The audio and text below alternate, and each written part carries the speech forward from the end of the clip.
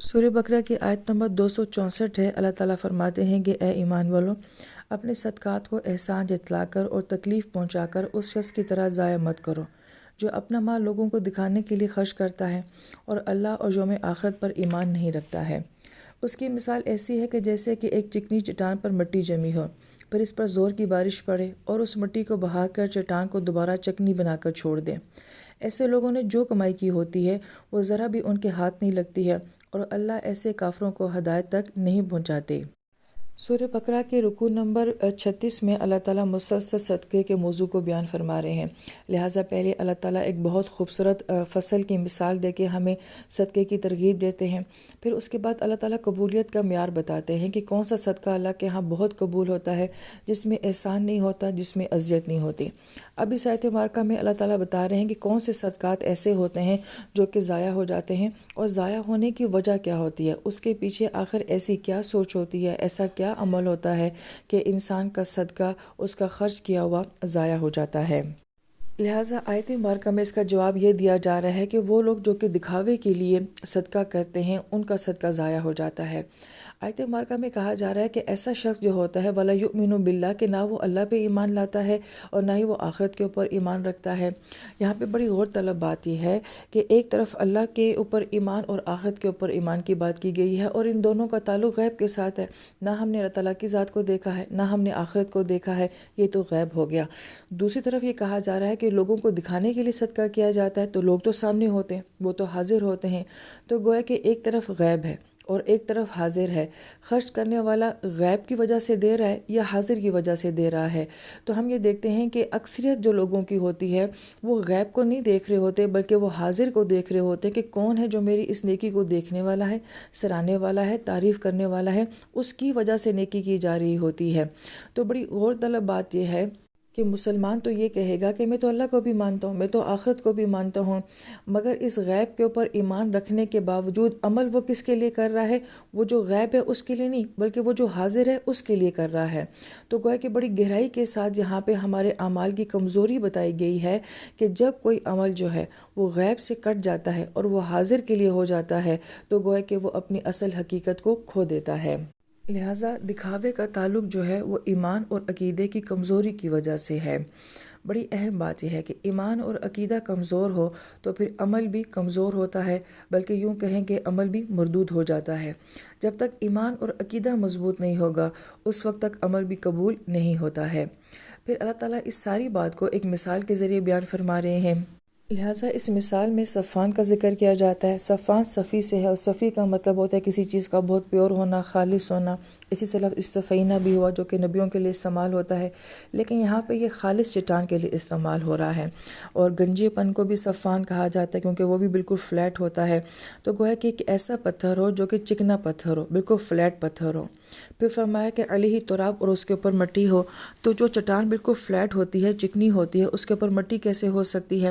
تو عین ممکن ہے کہ زلزلے سے، لینڈ سلائڈنگ سے، کسی بھی چیز سے عموماً ایسا ہوتا ہے کہ نیچے بہت چکنے پتھر ہوتے ہیں اور اوپر ان کے بہت مٹی جمی ہوئی ہوتی ہے، تو گویا کہ چٹان گم ہو جاتی ہے۔ لوگ یہ سمجھ رہے ہوتے ہیں کہ یہ بڑی زرخیز زمین ہے، بڑی نرم زمین ہے، اس میں بڑی زبردست کاشت ہوگی، لیکن دراصل میں نیچے کیا ہوتا ہے؟ نیچے تو ایک پتھر موجود ہوتا ہے۔ جیسے کہ عموماً ہم لوگ بورنگ کر رہے ہوتے ہیں، ہمیں اندازہ ہوتا ہے کہ یہاں پہ پانی ہوگا، مگر نیچے کہیں پتھر نکل آتا ہے تو ساری بورنگ ہماری ضائع ہو جاتی ہے۔ تو بالکل ایسی ہی مثال یہاں پہ بھی بیان کی جا رہی ہے۔ پھر اس مٹی کے اوپر جب بارش پڑتی ہے تو ایک کسان کے لیے تو بڑی خوشی کی بات ہے کہ اس مٹی پہ جب بارش پڑے گی تو اس کے اندر سے فصل نکلے گی، مگر یہاں پہ وابل جو ہے وہ تیز بارش کو کہا جاتا ہے۔ تو جو ہی یہ بارش اس کے اوپر پڑتی ہے، فَتَرَكَهُ صَلْدًا کا لفظ آیا، تو وہ نیچے سے چکنا پتھر جو ہے وہ سامنے ظاہر ہو جاتا ہے۔ سلطن کا لفظ عربی زبان میں ناقۃ سلوط کی صورت میں استعمال ہوتا ہے کہ وہ اونٹنی جو کہ کم دودھ دینے والی ہو۔ فرس سلوط کہا جاتا ہے کہ ایسا گھوڑا جس کو پسینہ نہ آئے، کیونکہ گھوڑے کی خاصیت تو یہی ہے کہ وہ دوڑتا ہے، اس کو پسینہ آتا ہے، اس کو نہیں آتا، اس کا مطلب ہے کہ وہ اتنا پرفیکٹ گھوڑا نہیں ہے۔ تو یہاں پہ اللہ پاک یہ فرماتے ہیں کہ جب تیز بارش پڑتی ہے تو اندر سے بجائے کوئی نفع حاصل ہونے کے، فائدہ حاصل ہونے کے، اندر سے ایک چکنا پتھر نمودار ہوتا ہے۔ اور چکنے پتھر پہ کبھی بھی فصل نہیں ہو سکتی، کاشت نہیں ہو سکتی۔ پھر آیت مبارکہ میں بڑی غور طلب بات ہے کہ اللہ پاک فرماتے ہیں وہ کسی چیز کے اوپر بھی قدرت نہیں رکھتے، مما کسبوا، جو کچھ بھی انہوں نے کمایا ہوتا ہے۔ مما کسبوا کو پیچھے بھی بیان کیا گیا تھا کہ یہاں پہ ما کسبوا نہیں آتا، جہاں پہ ما کسبوا آتا ہے اس کا مطلب ہوتا ہے کہ جو کچھ بھی انسان نے زندگی میں کیا ہے اس سب سے اس نے کما لیا ہے۔ لیکن جب مما کسبوا آتا ہے تو مم تمییز کے لیے آتا ہے کہ جو کچھ بھی اس نے اپنی زندگی میں کیا ہوتا ہے اس میں سے جو خالص ہوتا ہے وہ کما لیتا ہے، باقی سارا ضائع ہو جاتا ہے۔ ابھی آیت مبارکہ میں بھی یہی کہا جا رہا ہے کہ اس نے جو کچھ بھی ایفرٹ، کوشش، محنت کی، اس نے اس میں سے کچھ بھی حاصل نہیں کیا۔ اور پھر آیت مبارکہ کے آخر میں اللہ تعالیٰ فرماتے ہیں کہ اللہ تعالیٰ کافرین کی قوم کو ہدایت نہیں دیتے۔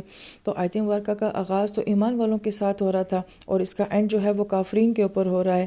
تو بڑی اہم بات علماء کرام فرماتے ہیں کہ صرف عقیدہ نہیں بلکہ بعض اوقات انسانی رویے بھی ایسے ہوتے ہیں کہ جو کہ انسان کو کفر کی طرف لے کر چلے جاتے ہیں۔ یہاں پر ایک باریک نکتہ یہ بھی بیان کیا جاتا ہے کہ کافر کسان کو بھی کہا جاتا ہے، کافر کافر کو بھی کہا جاتا ہے، کسان بیج کو چھپا لیتا ہے، کافر حق کو چھپا لیتا ہے۔ اور اس آیت مبارکہ میں اس انسان نے کیا کیا ہے کہ اس نے اپنے عقیدہ، اپنا ایمان جو ہے وہ کہیں چھپا لیا ہے، باقی زندگی میں جو کچھ بھی کر رہا ہے وہ ریا دکھاوے کے لیے کر رہا ہے۔ تو الفاظ کے اندر بھی ایک گہری مماثلت جو ہے وہ پائی جاتی ہے۔ اس آیت مبارکہ میں لا یہدی کا جو لفظ آیا ہے اس سے علماء کرام نے ایک بہت ہی خوبصورت اور اہم بات کی ہے جس پہ انسان کو غور و فکر کرنا چاہیے کہ یہاں پہ ہدایت کا ذکر آ رہا ہے، اور ہدایت اللہ تعالیٰ نے قرآن پاک میں اس کو مختلف انداز سے بیان کیا ہے۔ ایک ہدایت وہ ہوتی ہے جو کہ فطرتاً ہمارے اندر اللہ تعالیٰ ڈال دیتے ہیں، مثلا بچہ پیدا ہوتا ہے تو وہ خود بخود دودھ پینا شروع کر دیتا ہے، اس کو کوئی نہیں بتاتا کہ دودھ اس طریقے سے پیا جاتا ہے، تو گویا کہ یہ ایک فطری ہدایت ہوتی ہے۔ دوسری ہدایت جو ہوتی ہے کہ ہمارے ذہن میں جو بھی خیالات آتے ہیں، جو بھی کریٹیوٹی آتی ہے، جو بھی آئیڈیاز آتے ہیں، جو بھی تخیل آتے ہیں، جو بھی سوچیں آتی ہیں، یہ سب بھی اللہ پاک کی طرف سے ہدایت ہوتی ہے۔ یہ بڑی غور طلب بات ہے کہ ہمارے علماء کرام فرماتے ہیں کہ دنیا میں جتنی بھی ایجادات ہوئی ہیں اس کے پیچھے کوئی نہ کوئی آئیڈیا ہے۔ تو یہ آئیڈیا کہاں سے آیا ہے؟ یہ غیب سے آیا ہے۔ تو غیب سے یہ آئیڈیاز کون دیتا ہے؟ قدرت دیتی ہے۔ تو اس کا مطلب ہے کہ ہر ایجاد کے پیچھے اللہ کی قدرت کا ہاتھ ہے، اللہ کی ہدایت کا ہاتھ ہے۔ اب یہ اور بات ہے کہ اس کو سوچنے والا اگر مسلمان ہوگا تو مسلمان کو وہ ہدایت مل جائے گی، اگر کافر ہوگا تو کافر کو یہ ہدایت مل جائے گی۔ لیکن یہ بڑی غور طلب بات ہے کہ دنیا میں ہر آئیڈیا، ہر کریٹیوٹی جو ہے اس کے پیچھے اللہ کی ہدایت کا تعلق ہے۔ تیسرا اللہ تعالیٰ نے قرآن پاک کو ہدایت کہا ہے کہ اس میں ہدایت کا ہر طرح کا مواد موجود ہے۔ چوتھا اللہ تعالیٰ جو ہے وہ آخرت میں اس نور کو ہدایت کہتے ہیں کہ جس کی روشنی میں انسان ان اندھیروں سے نکل کے جنت کے راستے کو پا لے گا۔ یہ چار طرح کی ہدایت جو ہے وہ قرآن پاک میں بیان کی جاتی ہیں۔ اب یہاں پہ جو بہت اہم نکتہ علماء کرام اٹھا رہے ہیں وہ یہ ہے کہ جب انسان محض اللہ تعالیٰ کی رضا کی خاطر اپنے مال کو اللہ کی راہ میں خرچ کرتا ہے تو اللہ تعالیٰ اس کو کسی بھی قسم کی ہدایت نصیب فرما سکتے ہیں، اور وہ زندگی کی کوئی بھی ڈائریکشن ہو سکتی ہے۔ ہو سکتا ہے آپ کو کوئی ایسا آئیڈیا مل جائے، کوئی ایسی سوچ مل جائے اور کوئی ایسی کریٹیوٹی مل جائے، آپ کے کاموں میں کسی قسم کی کوئی جدت آ جائے، بزنس میں آپ کو کوئی ایسا آئیڈیا مل جائے، ایون یہ کہ اگر آپ خرچ کرتے ہیں تو اللہ تعالیٰ اس کے صدقے آپ کے لیے علم کی راہیں کھول دیں، کوئی فن آپ کو دے دیں، کوئی ہنر آپ کو ایسا دے دیں جس سے آپ کے بہت سارے راستے کھل جائیں۔ تو یہ بڑی اہم اور غور طلب بات ہے کہ بعض اوقات ہماری زندگی میں بہت ساری رکاوٹیں ایسی ہوتی ہیں جو ہمیں کسی چیز کی کامیابی تک پہنچنے سے روک رہی ہوتی ہیں۔ بعض اوقات ہمیں نہیں سمجھ آ رہا ہوتا ہم کیا کریں، کیسے کریں، کس طرح کریں۔ تو اللہ تعالیٰ کی راہ میں مال دینا جو ہے وہ انسان کے لیے راستے کھول دیتا ہے، اور وہ ہدایت کے راستے ہوتے ہیں۔ تو ہدایت کا اور خرچ کرنے کا آپس میں ایک گہرا تعلق ہے۔ پھر آیت نمبر 265 میں اللہ تعالیٰ فرماتے ہیں اور جو لوگ اپنے مال اللہ کی خوشنودی کو طلب کرنے کے لیے اور اپنے آپ میں پختگی پیدا کرنے کے لیے خرچ کرتے ہیں، ان کی مثال ایسی ہے کہ جیسے کہ ایک باغ کسی ٹیلے پر واقع ہو، اس پر زور کی بارش برسے تو وہ دگنا پھل لے کر آئے، اور اگر اس پر زور کی بارش نہ بھی برسے تو ہلکی سی پھوار بھی اس کے لیے کافی ہے، اور جو عمل بھی تم کرتے ہو اللہ تعالیٰ اسے خوب اچھی طرح دیکھتے ہیں۔ پچھلی آیت مبارکہ میں صدقے کے ضمن میں دو خامیوں کا ذکر کیا گیا تھا کہ احسان نہ ہو اور اذن نہ ہو۔ اس آیت مبارکہ میں دو خوبیوں کا ذکر کیا جا رہا ہے، یعنی کہ گویا کہ ان دو کا متبادل پیش کیا جا رہا ہے کہ جب تم اللہ تعالیٰ کی راہ میں دو تو پھر یہ دو صفات ہونی چاہیے۔ ایک یہ کہ وہ دینا اللہ تعالیٰ کی رضا کی خاطر ہو، اور دوسرا فرمایا کہ وہ دینا جو ہے وہ تمہاری ذات میں پختگی پیدا کرنے والا ہو۔